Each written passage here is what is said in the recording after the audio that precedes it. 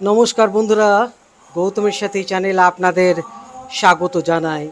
চলে এসেছি আর একটি নতুন ব্লগ নিয়ে, একদমই আলাদাই ব্লগ। বন্ধুরা, গায়ে কাঁটা দিচ্ছে। আজকে আমি এখন যার পাশে বসে রয়েছি, নিজেকে ধন্য মনে করছি। স্মৃতিশাস্ত্র আপনারা সবাই জানেন, আবার অনেকে জানেন না। স্মৃতিশাস্ত্র কি, এই বিষয়ে আমরা সব কিছুই জানবো এখানে এই মুহূর্তে। আমরা স্মৃতিশাস্ত্রের যিনি পণ্ডিত রয়েছেন,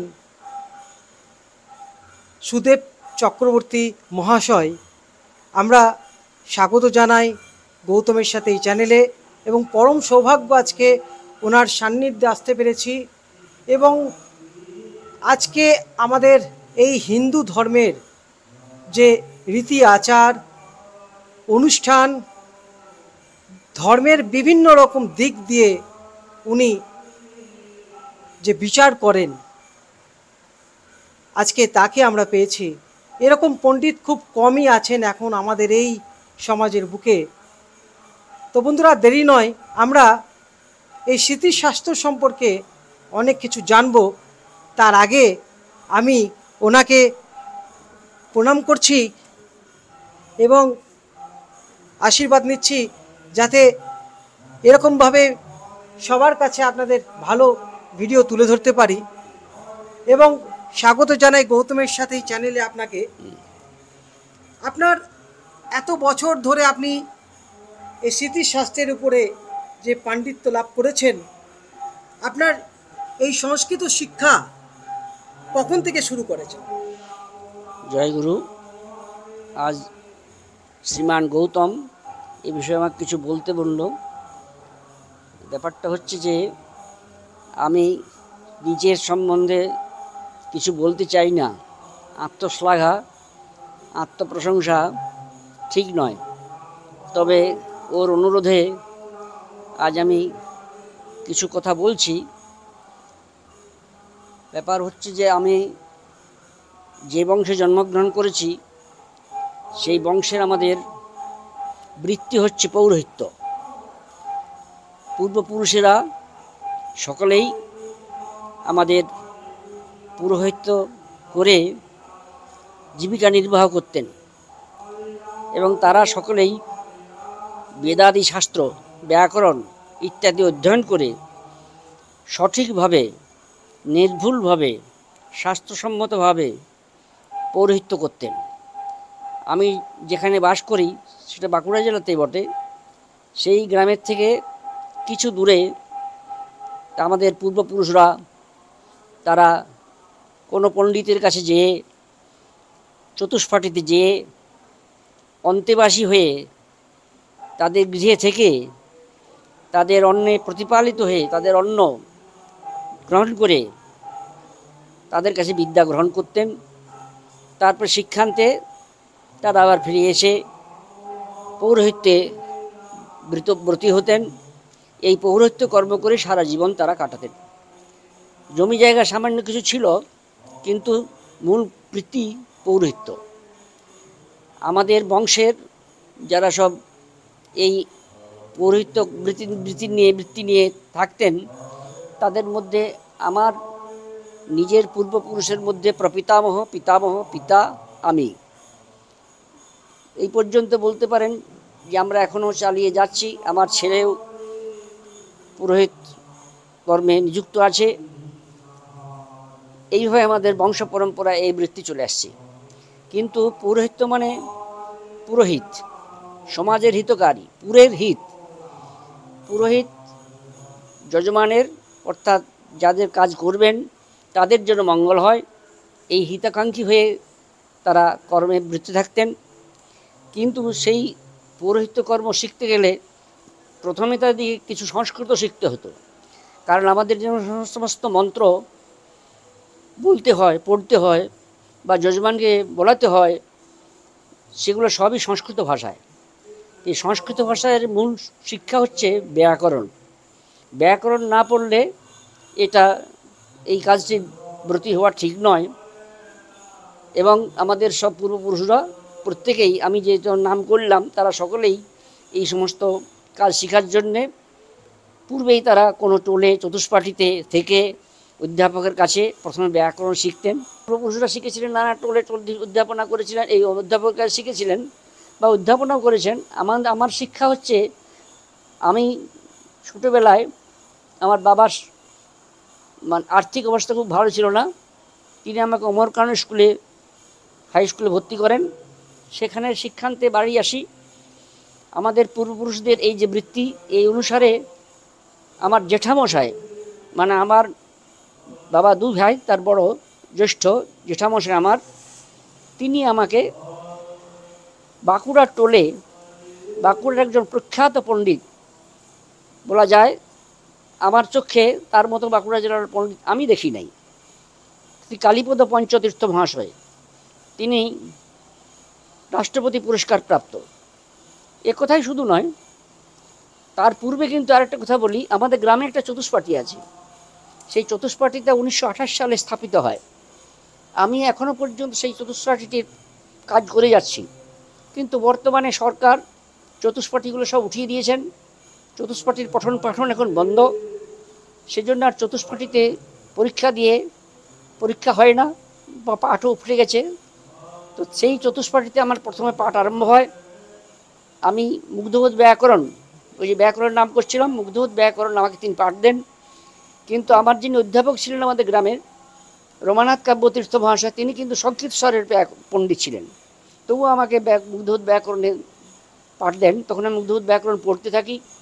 তারপরে তার শারীরিক অসুস্থতা হয়। আমার বাবার বয়সে ছিলেন তিনি, বাবার বন্ধু ছিলেন, আমাদের গোত্রেরই, আমাদের স্বগোত্র। তিনি বললেন আমার বাবাকে যে তোমার ছেলে ভালো পড়ছে, আমার শারীরিক অসুবিধা হচ্ছে, তুমি অন্য কোনো টোলে পড়তে দাও। তখন জেঠামশাই আমাকে বাঁকুড়ার টোলে নিয়ে গেলেন, আমার পণ্ডিত মশাইয়ের কাছে নিয়ে গেলেন। পণ্ডিত মশাই বাঁকুড়ার গঙ্গানন চতুষ্পাঠী শাকারিপাড়াতে একটি টোল আছে, এখনও পর্যন্ত সে টোল আছে। এইভাবে আমিও প্রায় 6 বছর তার কাছে অন্নদান, অন্ন নিই এবং বিদ্যা গ্রহণ করি। তিনি অন্নদান বিদ্যাদান করেন। শ্রী শ্রী ভূমানন্দ দেবের সান্নিধ্যে আপনি কখন এলেন? এরপর আমি আস্তে আস্তে তার কাছ থেকে শিক্ষা গ্রহণ করে বাড়িতে আসতেই আমি কিন্তু হঠাৎ একটা চাকরি পেয়ে যাই স্কুলে। যেমন তখনকার দিনে এইসব ইন্টারভিউয়ের কোনো ব্যাপার ছিল না, ডেকে চাকরি। ওই স্কুলের বিশিন্ডা গ্রাম, আমাদের গ্রামের কাছাকাছি একটি বিশিন্ডা গ্রাম আছে, সেখানে গোটা গ্রামটাই ব্রাহ্মণদের, এবং সেই ব্রাহ্মণ অন্যান্য পদ্ধতি আছেন, সেই গ্রামটা আমাদের যজমান। তা সেখানে যিনি হেডমাস্টার ছিলেন তার কাছেও আমি পড়েছিলাম, ওই স্কুলে আমি পড়েছিলাম 5-6 পর্যন্ত। তিনি আমাকে শুনে পড়ে যে আমি সংস্কৃত পড়ে টোল থেকে এসেছি, পরীক্ষা দিয়ে এসেছি, তিনি আমাকে ডেকে বললেন তুই কাল থেকে স্কুলে আসবি। এইভাবে চাকরি, সেই চাকরিতে জুড়ে তারপর সেই স্কুল আস্তে আস্তে 6 থেকে ক্লাস 8 হয়, 8 থেকে 10ম শ্রেণীতে হয়। তখন তারপরে আমি ওই স্কুলেই থেকে যাই। প্রায় 30 বছর আমি ওই স্কুলে শিক্ষকতা করি। এইভাবে করতে করতে কিন্তু পৌরোহিত্য কর্ম আমার বাদ যায় না, কারণ পৌরোহিত্য কর্ম করতে বাধ্য হই। বাবা মারা যান ছোটোতেই, জেঠামশাই চলে যান।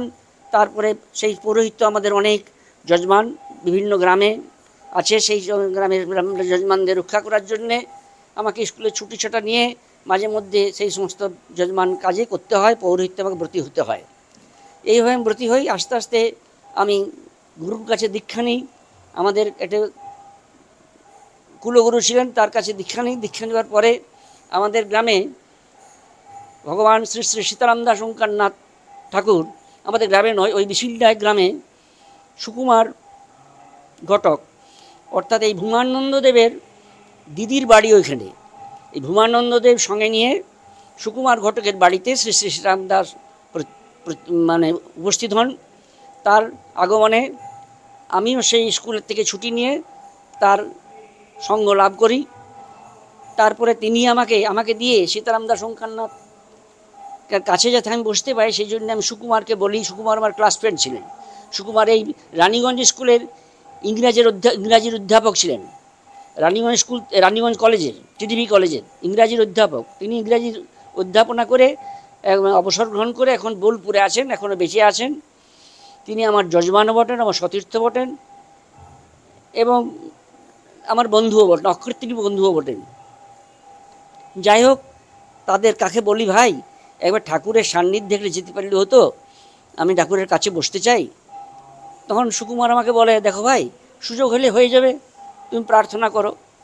তারপরে সুকুমার আবার ওই ভূমানন্দ দেব মানে সদানন্দ চক্রবর্তী ওর যে মামা ভূমানন্দ দেব আমাদের গুরুদেব, তিনিও গেছিলেন। তাকে বলে যে আমার সুদেব আমার বাল্যবন্ধু, আমার সতীর্থ, এই গ্রামের সংস্কৃত শিক্ষক, আমার পুরোহিত, একটু ঠাকুরের কাছে যেতে চায়, একটু ব্যবস্থা করলে। উনি আমাকে হাতে ধরে নিয়ে ঠাকুরের কাছে নিয়ে চলে গেলেন। ঠাকুর একটা ঘরে ওখানে আছেন, সেই ঘরে আমি যেই বললে এই সুকুমারদের পুরোহিত, এই সংস্কৃত এখানে শিক্ষক, আপনাকে প্রণাম জানাচ্ছে। প্রণাম করলাম। প্রণাম করতে আমাকে তার পাশেই উনি বসিয়ে দিলেন, অর্থাৎ আমার মনোবাসনা পূর্ণ হয়ে গেল। ওঙ্কারনাথ দেবের কাছে ভূমানন্দ দেব আছেন, তারপরে ওদের সব সাধু সন্তরা আছেন।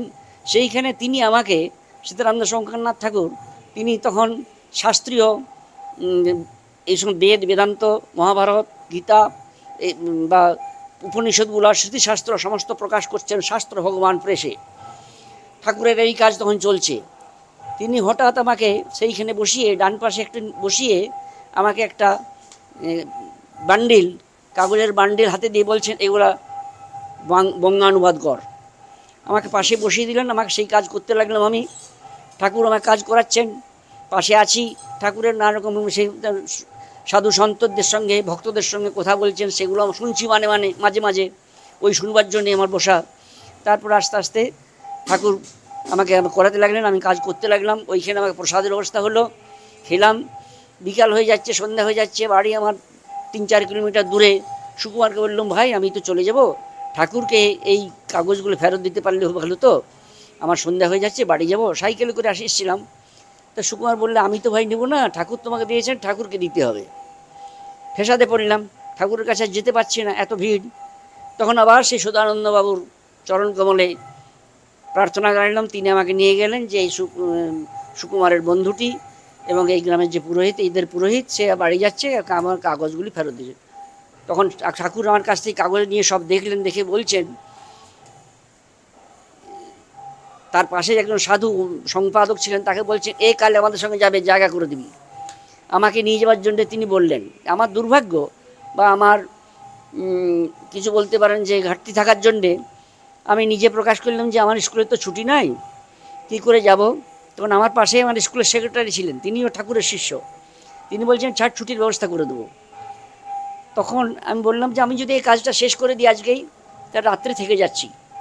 আমার কুবুদ্ধি এলো, ঠাকুরের সঙ্গটা আমার হলো না, কপালে নাই। তারপর আমাকে সুকুমারকে বললো, একে একটা রুম দে, একটা ঘরে রাখ। তখনকার ওখানে ইলেকট্রিক আলো ছিল না, একটা হ্যাচেক লাইট দে, তুই সঙ্গে থাকবি। এইভাবে আমি সারা রাত ধরে কাজ করছি। ঠাকুর মাঝে মাঝে খবর নিচ্ছেন এবং ঠাকুরের কাছে কিছু মুখশুদ্ধি ছিল, সেই মুখশুদ্ধি তিনি পাঠাচ্ছেন যাতে ঘুম না আসে। আর আমিও মাঝে মাঝে ঠাকুরের কাছে যাচ্ছি, ঠাকুর কী দেখছেন, সারা রাত্রি প্রায় জেগেই আছেন, ভগবানের কাছে কী প্রার্থনা করছেন জানি না। এইভাবে যাচ্ছি আসছি, কাজটা চলছে। সুকুমারকে বলছি তুমি লিখে যাও, আমি বলে যাচ্ছি। সুকুমার লিখে যাচ্ছে। সুকুমারের পাশে আবার সুকুমারের মামা মানে সদানন্দবাবুর দাদা, তিনিও আমার সঙ্গে সহায়তা করছেন। এই 3 জন মিলে আমরা কাজটা করে যাচ্ছি। কাজটা শেষ হয়ে গেল, আমার যতটা পারলাম করলাম, করে সকালে ফেরত দিতে যাচ্ছি। ঠাকুর আমাকে একটা নামাবলী ঘাড়ে দিয়ে ঠিক টেনে আমার মুখে চুম্বন করলেন, আশীর্বাদ করলেন, ঠিক আছে ভালো থাক, কাগজগুলো নিলেন। আবার আর যাওয়া হলো না, সঙ্গ লাভ হলো না। পরবর্তীকালে আমি খুব অসুস্থ হয়ে পড়লাম। ওই যে বলেছিলাম, হ্যাঁ ঠাকুর আবার বলছিলেন সেই সময়, যদি অসুস্থ হলে কী করিস, এরকম কোথাও বলেছিলেন। আমার তখনও জ্ঞান আসেনি, দুর্ভাগ্য আমার এরকম। তারপর আমি বাড়িতে এসে অসুস্থ হয়ে পড়লাম কিছুদিন পরে। এরপর কী হয়ে আবার আমি সদানন্দবাবুর কাছে এলাম। এই যে আমার গৌতম প্রশ্ন করলো, এর উত্তরটা এইভাবে হচ্ছে। এইভাবে হলো কি, ঠাকুরের এই সদানন্দবাবুর এক ভাইপো ভ্রাতুষ্পুত্র লোকনাথ, শ্রীমান লোকনাথ, তখন সংস্কৃত পড়ছে শিয়ারশোল টোলে, শিয়ারশোল রাজা রাজবাড়ির টোলে রামকৃষ্ণ তর্কতীর্থের কাছে ওই ব্যাকরণের উপাধির পরীক্ষা দিচ্ছে সেই বছর। রামকৃষ্ণ তর্কের কাছে একটু পড়ার সুযোগ খুব ভালো হচ্ছিল না বলে জানিয়েছিল সদানন্দবাবুকে, আমাদের গুরুদেবকে। গুরুদেব সাথে ঠাকুরকে জানালেন। ঠাকুর বললেন, ওই যে বিসিন্ডার পুরোহিত ছিল, ওই ছেলেটিকে ওকে তুই পড়তে দে ওর কাছে। একবার আমার নাম ধরে বলে দিলেন। এইবারে সদানন্দবাবু নামই বলছি, ভূমানন্দ দেব, তিনি আমার কাছে খবর পাঠালেন যে তুমি এখানে এসে মাঝে মাঝে প্রতি রবিবারে এসে একে আমাদের লোকনাথকে পড়িয়ে যাও। আমি স্বীকার করলাম, কিন্তু অসুস্থ হয়ে পড়লাম, আমি আর অসুস্থ যেতে পারলাম না। সদানন্দবার কাছে খবর গেল আমি অসুস্থ। কী অসুস্থ না, হার্টের কিছু বেদনা হতে লাগলো। সেই জন্যে ঠাকুর আবার কলকাতার একজন বড় আয়ুর্বেদিক কাছে আমার জন্য ওষুধ পাঠালেন বাঁচিয়ে রাখতে হবে বলে। বেশ, সেই ওষুধ খেয়ে আমি সেরে গেলাম।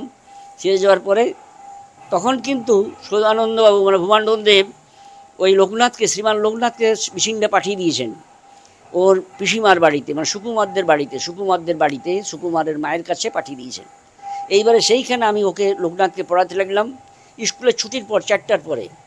তিনি বললেন যে সুদেব তো সারাদিন কিছু খায় না, বাইরেও খায় না, তাহলে দিদি তুমি সুদেবের জন্য কোনোদিন চিড়ে দুধ, কোনোদিন সুজি, কোনোদিন রুটি পরোটা করে রাখবে, খেয়ে পরে লোকনাথকে পড়াবে। এইভাবে আমি প্রতিদিন বিকালবেলা 4টার থেকে রাত্রি 7টা-8টা পর্যন্ত পড়িয়ে আমি বাড়ি যেতাম। এইভাবে সে পড়তে লাগলো। কিছুদিন পর ওকে সদানন্দবাবু বলে পাঠালেন, তুই সুদেবের বাড়িতে যা, পণ্ডিত মশাইয়ের বাড়ি না গেলে পড়া হয় না, একদিন যেয়ে পড়ে আসবি। লোকনাথ আমার বাড়ি যে একদিন পঠন নিয়ে এলো। তারপরে ও চলে এলো, পরীক্ষার সময় হয়েছে বলে চলে এলো রানীগঞ্জ। কিন্তু পরীক্ষাটা ওদের সে বছর পেঁচিয়ে গেছিল। তখন আবার সদানন্দবাবু আমাকে খবর পাঠালেন, তুমি এসে এখন তো সুস্থ হয়েছো, এরপর তুমি রানীগঞ্জে এসে আমাদের তার বাংলার বাড়িতে লোকনাথকে রবিবারে পড়েই যাবে। আমি শনিবারে আসতাম, রাত্রেবেলায় থাকতাম। গুরুদেবের মা আমাকে খেতে দিতেন, গুরুদেব বসে থাকতেন পাশে। তখন আমি দীক্ষা নিই নাই গুরুদেবের কাছে। তারপরে গুরুদেব আমাকে খাওয়াতেন, আমি উনি বসে থাকতেন, আমি খেতাম। বলতাম আপনি খান না, তুমি খেয়ে নাও, তারপরে খাবো আমরা। এইভাবে রাত্রে থাকতাম, লোকনাথকে পড়িয়ে রোববারে থাকতাম, রাত্রেও থাকতাম। পরদিন সকালবেলায় আমি আবার বাড়ি ফিরতাম। এইভাবে আমি লোকনাথকে পড়াতে লোকনাথের পরীক্ষা হলো, পাশ করলো। এইভাবে আমার ওই ভূমানন্দ দেবের সঙ্গে সংযোগ হলো। আস্তে আস্তে আমি আমার এইখানে যখন বিসিংটায় ঠাকুরের সঙ্গে দেখা হয়েছিল, তখন আমি ঠাকুরের কাছে প্রার্থনা করেছিলাম যে আমার মন্ত্র চৈতন্য করে দেন। ঠাকুর বললেন, তো কোথায় দীক্ষা নিয়েছিলি? তখন বললাম, তখন বলছে তার অনুমতি চাই, মানে আমার পূর্বগুরুর অনুমতি চাই। ঠিক আছে, আমি পূর্বগুরুর অনুমতি নিয়ে ব্যবস্থা করতে গেলাম। তখন দেখলাম আমার যে কুলগুরু তিনি তখন ইহলোকে নাই, চলে গেলেন। সেই জন্য আর অনুমতি নেওয়া হলো না। তারপরে আমি চিন্তা করছি কীভাবে আর ঠাকুরের দেখা পাবো, কখন আমার পুরস্চরণ হবে। আমাদের দীক্ষার একটা স্টেজ আছে, প্রথমে দীক্ষা নেওয়া হয়, তারপরে আবার পুরস্চরণ হয়, তারপরে আবার আরও কিছু আছে, সেই সব মন্ত্র দিয়ে উপর দিকে আস্তে আস্তে ঠাকুর নিয়ে যান আর কি, জপ তপের ব্যাপারে। যাই হোক, আমি সেইটা কিন্তু আর করতে পারি নাই। তারপরে আমাকে আস্তে আস্তে ঠাকুর এই আশ্রমে, আমাদের রানীগঞ্জে যে আশ্রম হয়েছিল, তার বাংলার থেকে একটা আশ্রম এসেছিলো, গৌরী আশ্রম, অন্নপূর্ণা লেনে। সেই আশ্রমে গৃহপ্রবেশ আমাকে নিয়েই সদানন্দবাবু ভূমানন্দদেব করেছিলেন। সেই আশ্রমে আমি এলাম। তখন ঠাকুর এসে পরে বলে গেছিলেন, এই তোদের পুরোহিত হবে। আমার নাম ধরে ওদেরকে বলে গেছিলেন, আমাকে বলেননি। তারপর ওরা বললেন, তুমি আমাদের পুরোহিত, ঠাকুর বলে গেছেন, তুমি এই আশ্রমের সমস্ত পৌরোহিত্য কার্যকর্ম তোমাকে করতে হবে। এইভাবে আশ্রমের সঙ্গে যোগাযোগ হলো, ঠাকুরকে সদানন্দকে আসা যাওয়া। লোকনাথ তখন চলে গেল কলকাতা। লোকনাথ তখন শাস্ত্রী পড়ছে এশিয়াটিক সোসাইটিতে, তারপরে বেদ পড়ছে সংস্কৃত কলেজে। ও আর আমার চেয়ে অনেক উচ্চ শিক্ষিত হয়ে গেল। ব্যাকরণটা আমার কাছে কিছুদিন পড়েছিল। আমি আমি আস্তে আস্তে এখানে পুরোহিত হলাম। এইভাবে বড় আসা যাওয়া করতে লাগলাম। প্রতিটি কাজে উমানন্দদেব আমাকে খবর পাঠান, আমি আসি, যে সমস্ত কাজ যতটুকু পারি করি। ছুটি ছাটা না থাকলে আসতে পারি না, সেটাও জানাই থাকে। সেইভাবে তিনি আমাকে দিয়ে কাজ করতেন। বললে তুমি আরও ছাত্র তৈরি করো। আস্তে আস্তে উনি আবার দু একজনকে আমার কাছে পাঠালেন। তাদেরকে আমি আস্তে আস্তে কিছুটা শিক্ষা দিলাম পৌরোহিত্য কর্ম। তারা আস্তে আস্তে শিখলো। শিখে পরে তারাও এই সমস্ত আশ্রমের কাজ করতে লাগলো। আমার কিছুটা হালকা হলো, কারণ আমার স্কুল আছে, আমার যজমান আছে, আমার বাড়ি আছে। এইসব করে অবশ্য আমার সেসব ছেড়ে এখানে থাকা উচিত ছিল। এবং ভবানন্দদেব আমাকে বলেছিলেন, তুমি যখন এধারে চলে এসো, ওখান থেকে যেমন এখান করছো, এখান থেকে ওখান করবো, রালিউজতে ওখান করবো। তখন রালিউ স্কুলের সিরাজসোলা স্কুলের সংস্কৃত পোস্ট খালি থাকে। উনি বললেন, এইখানে তোমাকে করে দিচ্ছি। আমি আবার আমার যে দুর্ভাগ্য, আমি বললাম, বাবা ওখানে জমি জায়গা আছে, আমার নারায়ণ আছেন, আমি ওইখান থেকে আসা যাওয়া করবো, অর্থাৎ এখানে আসতে আমি চাই না। এই হলো আমার কপালের ফের। ঠাকুরের সান্নিধ্য আর আমি সবসময় পেলেও না, কিন্তু আসতাম প্রতি রবিবার, কিংবা মাঝে মাঝে এসে থাকতাম, রাত্রিবাসও করতাম। কখনো সুকুমারের কোয়ার্টারে, ডিবিডি কলেজে কোয়ার্টার ছিল, সেখানে সুকুমার থাকতো, সুকুমারের কাছে থাকতাম। কখনো এখানেও থাকতাম, গৌরী আশ্রমে থাকতাম। এইভাবে আসা যাওয়া করে এখানের কাজের সঙ্গে যুক্ত হয়ে যায়। আস্তে আস্তে ভুবনানন্দদেবের সংস্পর্শে এসে যায়।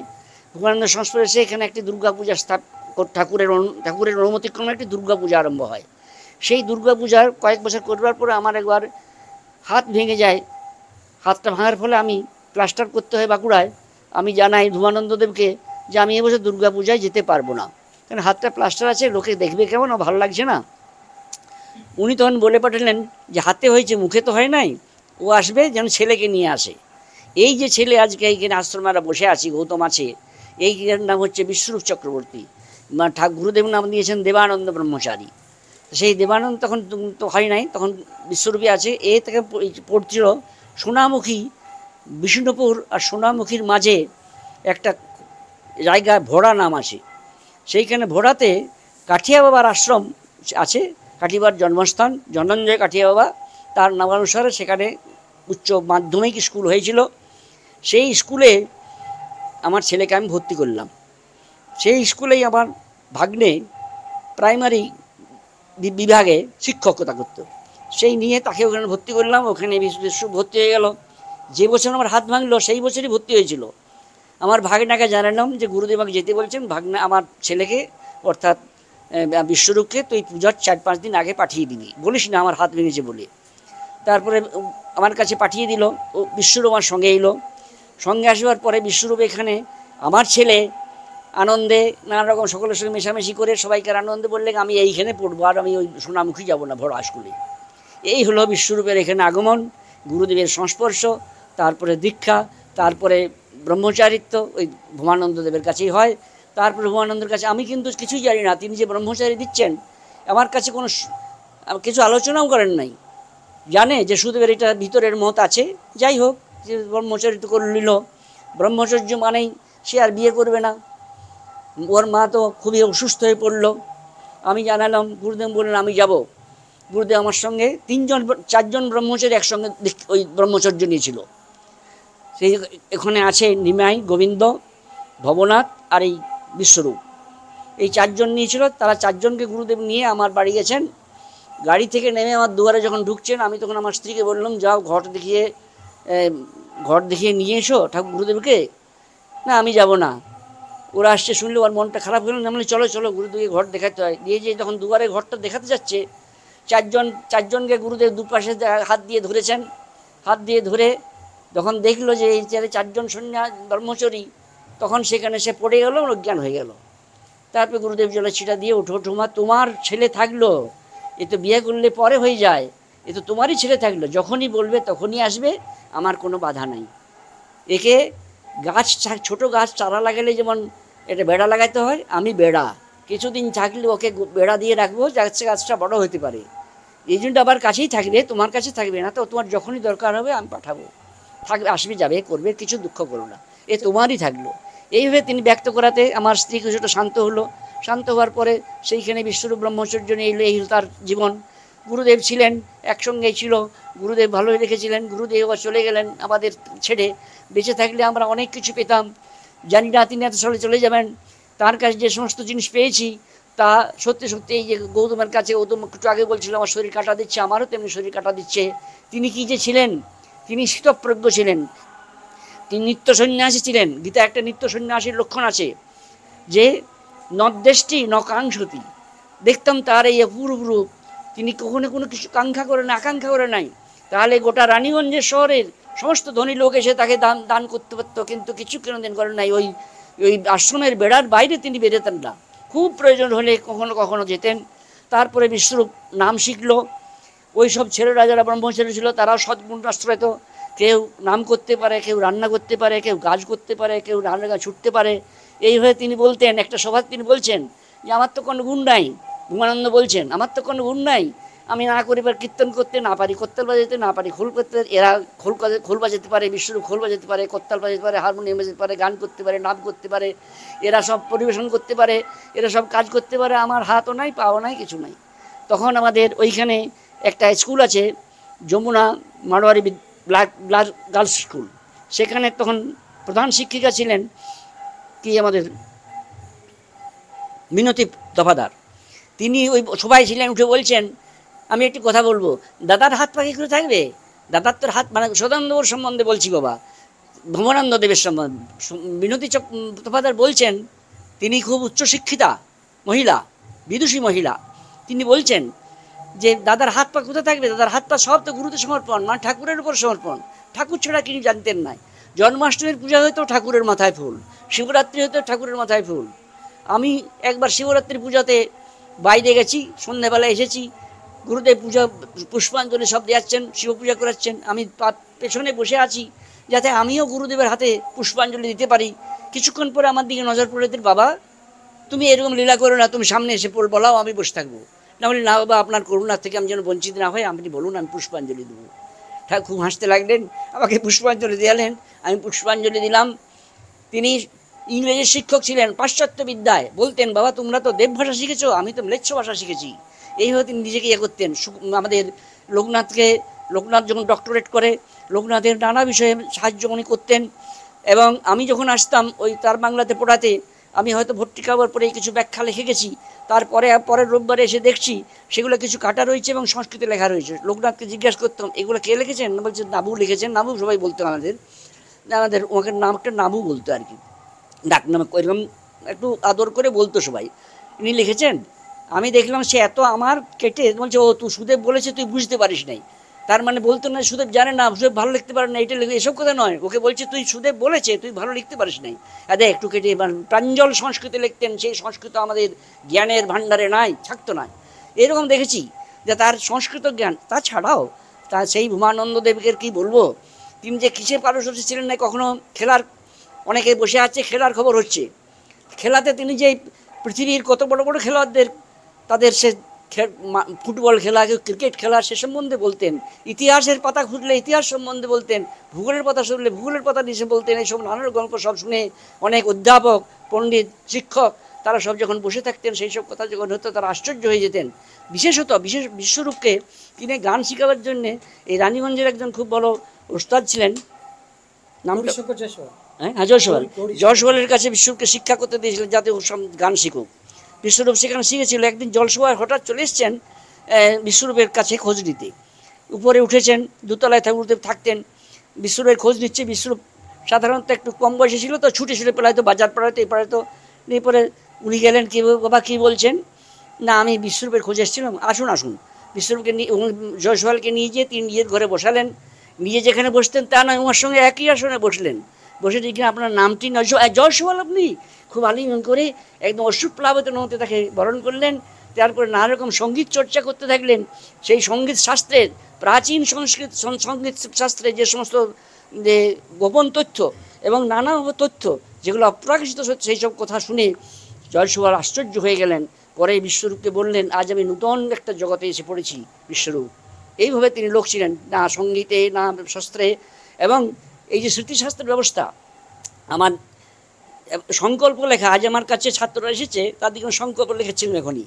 তা ছাত্ররা এসে সেই সংকল্প লেখার ব্যাপারে বিশ্বরূপকে একদিন বললেন, মায়ের জন্মদিন অর্থাৎ সীতারাম দাস ওঙ্কারনাথের যে পত্নী, তিনি আমাদের সংঘজননী কমলা দেবীর জন্মদিনে জন্মতিথি পালন হবে, তাতে চণ্ডীপাঠ করতে বলেছেন। আমি ছিলাম নাই, আমি আসতে পারি নাই।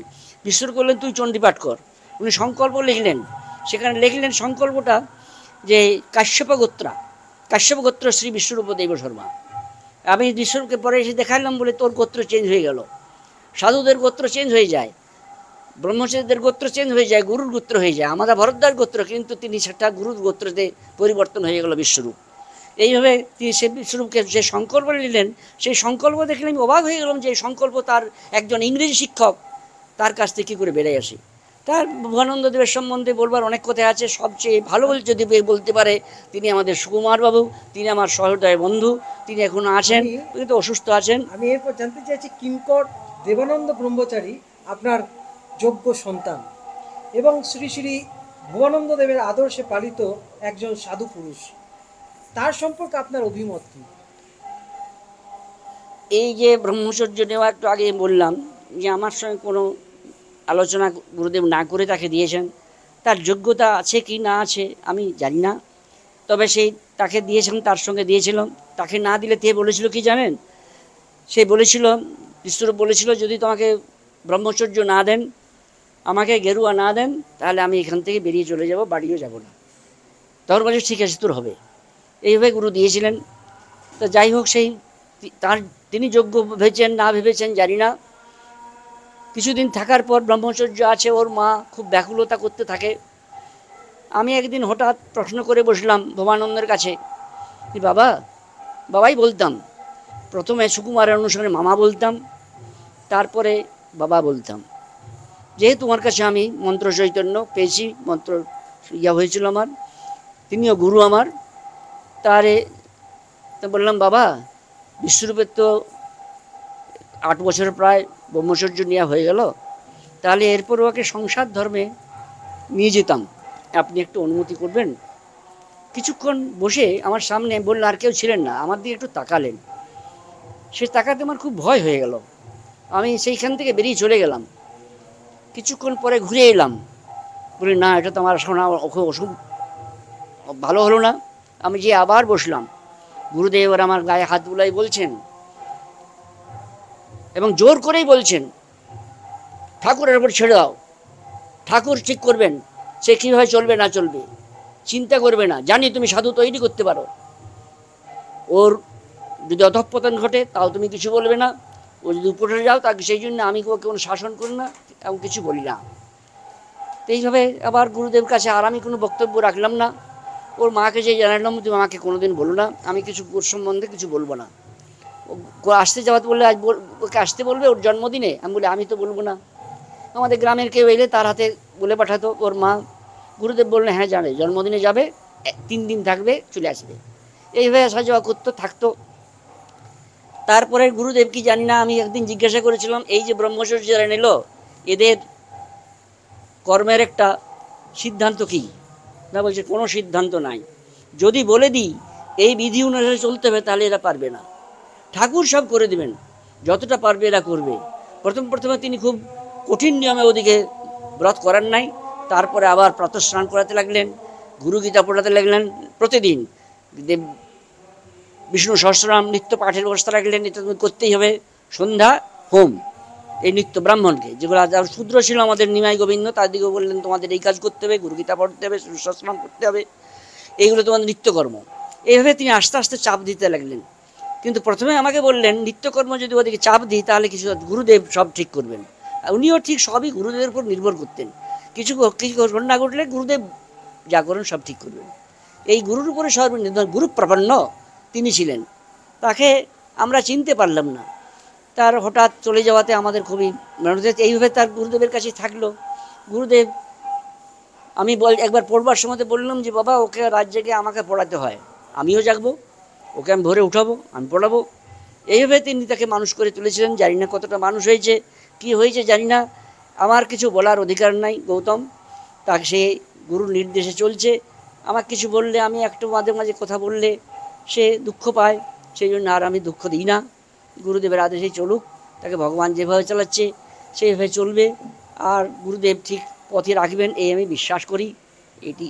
আচ্ছা, আমি স্মৃতিশাস্ত্র তো সামাজিক বিধিবিধানের একমাত্র পন্থা, বর্তমান অবক্ষয়ের সময়ে আপনি কিভাবে তা প্রয়োগ করেন?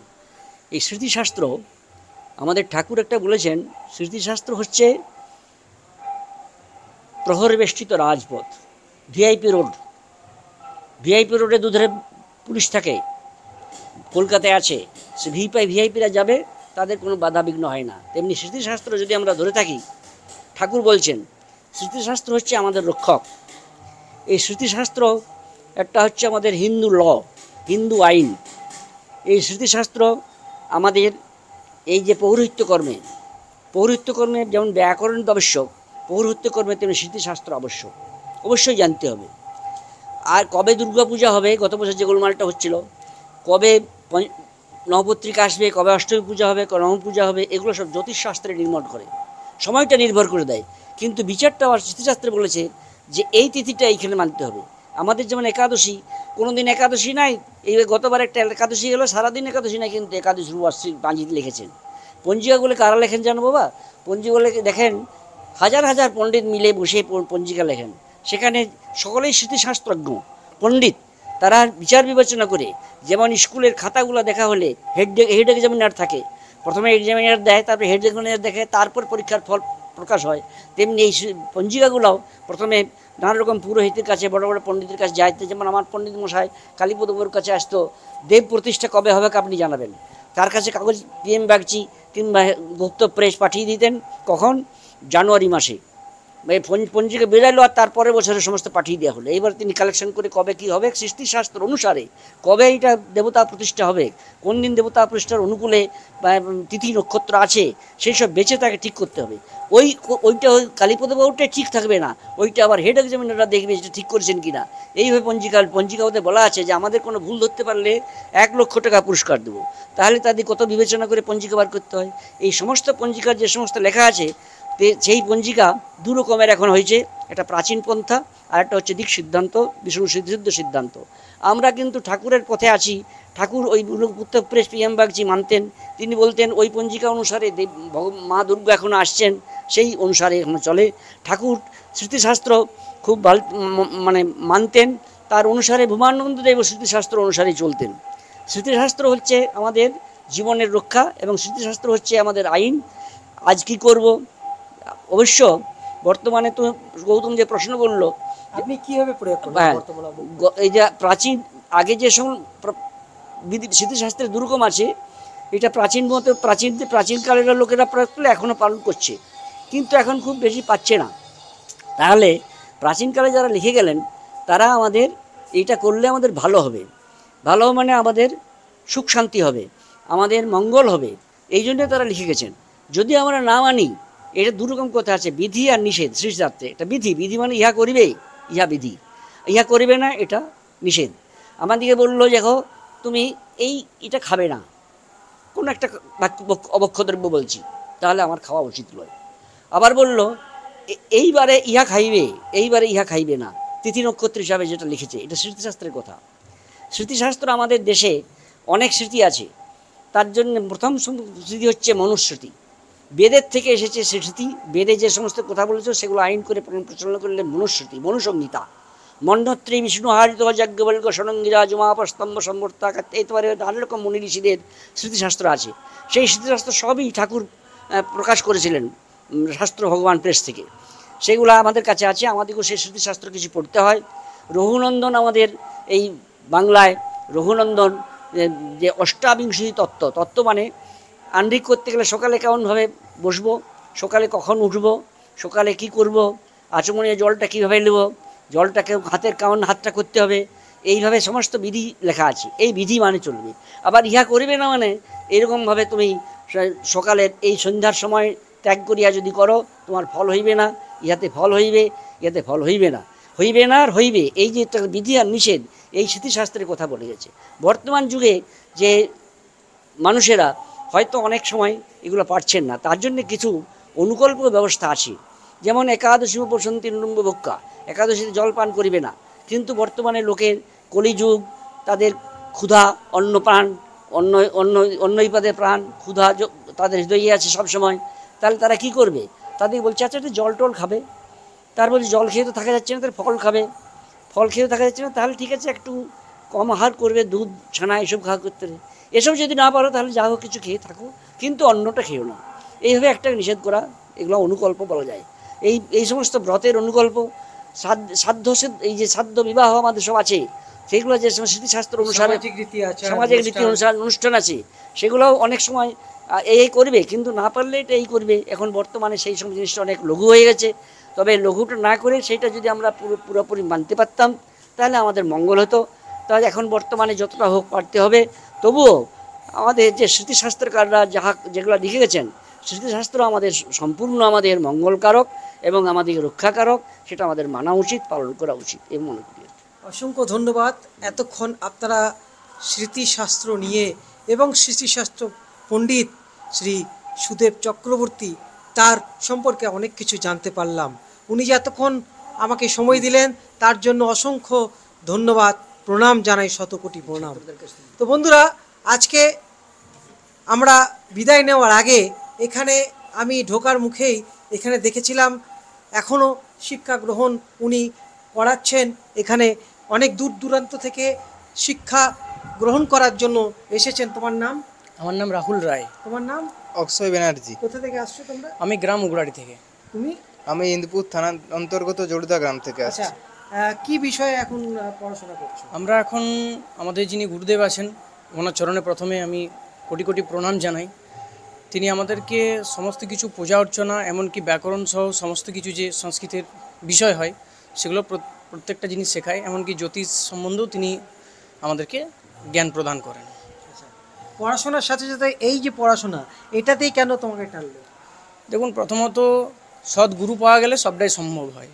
তো আমি একটা কর্ম করি, তো সেই কর্মের সাথে সাথে আমি এই কর্মটাও করে যাই।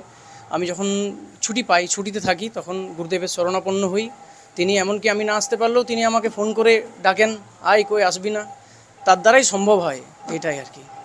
তোমার কি বক্তব্য, তুমি কেন এই পড়াশোনা করছো এই জগতে? আমি আপাতত সংস্কৃতে অনার্স করছি বাঁকুড়া ইউনিভার্সিটির অধীনস্থ সালডিয়া কলেজে। সংস্কৃত সাবজেক্ট হচ্ছে এমন প্রায় মাতৃতুল্য একটা সাবজেক্ট। সংস্কৃতের তুল্য পৃথিবীতে আর কোনো ভাষা নেই। সেই জন্যই আমি এই সংস্কৃতের প্রতি আমার যে আগ্রহ, যে টান, প্রায় বাল্য বয়স থেকেই আমাকে যেমন টানছে নদীর স্রোতের ন্যায়। তাই আমি ঠিক করলাম যে আমি এই আধ্যাত্মিক যে লেভেলে পড়াশোনাটা চালিয়ে যেতে, অনার্সের পাশাপাশি। তো বন্ধুরা, আপনারা দেখতে পেলেন, আজকে আমরা আবার পণ্ডিত সুদেব চক্রবর্তীকে প্রণাম জানিয়ে আজকে এই ভিডিও সমাপ্ত করছি। আপনারা গুরুর আশীর্বাদ গ্রহণ করুন, কৃপা লাভ করুন। আপনারা ভালো থাকুন। সন্তু সর্বেশ সন্তু নিরাময়া মা কশ্চিৎ দুঃখ ভাগ হয়ে সকল শান্তিতে থাকো, ভালো থাকো, পরম সুখ লাভ করো, এই প্রার্থনা করি গুরুদেবের চরণে। অসংখ্য ধন্যবাদ।